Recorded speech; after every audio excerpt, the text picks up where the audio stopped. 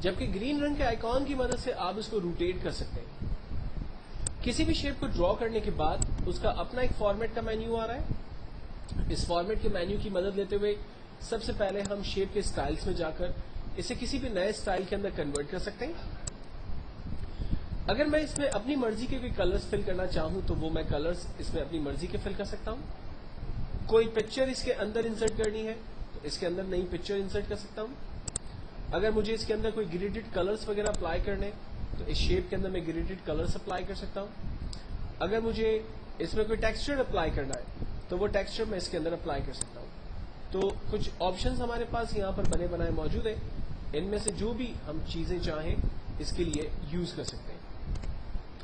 Next, اگر اس کی out line مجھے چینج کرنی ہے تو میں آؤٹ لائن چینج کر سکتا ہوں. آؤٹ لائن کی تھکنیس کو میں بڑھا سکتا ہوں. آؤٹ لائن کی ویرائٹیز یعنی لائن کی اسٹائل کو میں یہاں سے چینج کر سکتا ہوں. میں اس کی جگہ کوئی نیا شیپ انسرٹ کر سکتا ہوں. شیپ ہی ریپلیس ہو گیا پورا. ٹھیک ہے. اگر میں اس کے ساتھ ساتھ ایک نیا شیپ ایڈ کرنا چاہتا ہوں تو میں دوبارہ انسرٹ کے اندر آ کر شیپس میں سے اپنی مرضی کا کوئی بھی نیا شیپ ڈرا کر سکتا ہوں.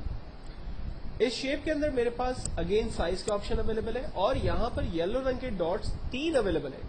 اس کا مطلب ہے کہ میں اس کو زیادہ ریفریش کر سکتا ہوں. لائک میں اس کی ایرو کو چینج کر سکتا ہوں, بڑا کر سکتا ہوں.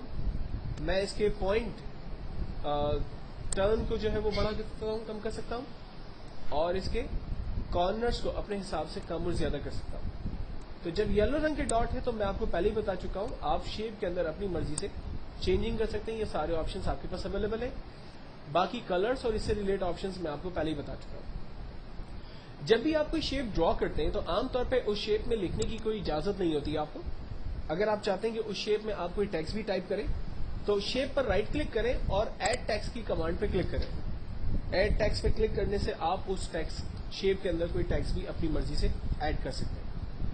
ٹیکسٹ ایڈ کرنے کے بعد ٹیکسٹ سے ریلیٹ تمام آپشنز پہلے سیشن کے اندر ہم دیکھ چکے ہیں. یعنی ہم اس کے کلرز, اس کی تھکنیس, اس کی سائز, اس کی ویڈتھ, یہ ساری چیزیں ہم لوگ پہلے ہی اپنے سیشنز میں اس کو کور کر چکے ہیں. اگر میں شیپ ڈرا کر لیتا ہوں تو ہم فارمیٹ کے مینیو میں مزید آگے بڑھتے ہیں. شیپ کے شیڈوز ہم دے سکتے ہیں. یہاں پر شیڈوز کے ڈفرینٹ آپشنز ہمارے پاس آ رہے ہیں. جس طرح کا شیڈو ہمیں ڈیفائن کرنا ہے وہ شیڈو ہم ڈیفائن کر سکتے ہیں. اسے ہم 3D کے اندر کنورٹ کر سکتے ہیں. لائک کچھ آبجیکٹ 3D میں کنورٹ ہوتے ہیں اور جبکہ کچھ نہیں ہو سکتے. میں نے اس کو 3D میں کنورٹ کر دیا. اس کے کلر کو تھوڑا سا ڈل کرتا ہوں تاکہ وہ کلیئر سمجھ میں بھی آئے. میں 3D آپشنز پہ جا کر اسے 3D میں کنورٹ کر رہا ہوں. میں اس کی لیفٹ ڈائریکشن لے رہا ہوں, رائٹ ڈائریکشن, اپ ڈاؤن کس طرح سے کرنا ہے وہ میں اس پہ کریٹ کر سکتا ہوں. جبکہ 3D کے ڈفرینٹ آپشنز یہاں پر بنے بنائے موجود بھی ہیں. ان میں سے جو بھی آپشنز مجھے چاہیے وہ آپشن میں اپنے لیے یوز بھی کر سکتا ہوں. Send to back, beginning to front, میں پہلے ہی آپ کو بتا چکا ہوں. اگر کوئی آبجیکٹ بیک پر ہے اور آپ چاہ رہے ہیں وہ فرنٹ پہ آ جائے تو آپ اسے سینڈ ٹو بیک کرتے ہیں یا بگننگ ٹو فرنٹ کی کمانڈ کا استعمال کرتے ہیں. جبکہ ٹیکسٹ وارپنگ, اگر آپ کا ٹیکسٹ ایزیلی موو نہیں ہو رہا ہے تو آپ ٹیکسٹ وارپنگ کی مدد لیتے ہوئے اپنے ٹیکسٹ کو ایزیلی موو بھی کر سکتے ہیں. روٹیشنز ہم اس پہ اپلائی کر سکتے ہیں جس طرف ہم اس کی روٹیشنز چاہ رہے ہیں. اور نئے شیپس ایڈ کرنے کے لیے یہاں پر ہمارے پاس ٹولز ہیں جن کی مدد لیتے ہوئے ہم نئے شیپس ایڈ کر سکتے ہیں.